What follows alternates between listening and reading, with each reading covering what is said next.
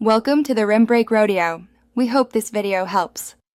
You begin by checking prerequisites: OS version, saved credentials, and a stable network so the change doesn't fail mid-setup. Once done, open settings and navigate directly to network or VPN settings. Don't search apps yet. You need the new VPN credentials at hand because the phone asks for server, account name, and secret.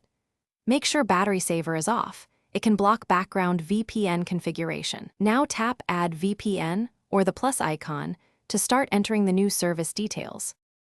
You'll now input detailed settings. First, pick the protocol your provider recommends. This affects speed and security. Then fill server address, remote ID, and local ID if requested. Next, add your username and password and enable send all traffic if you want all apps routed through the VPN. If the provider supplies an app or an OFBAN file, install the app or import the config. This automates certificates and advanced options. Once fields are complete, save the profile and prepare to connect for the first time. You finish by toggling the new VPN on and verifying it works.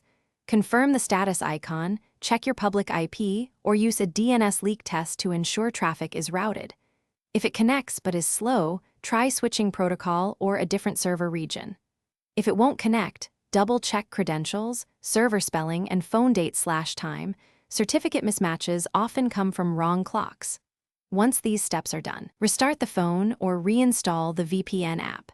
If problems persist, contact the provider.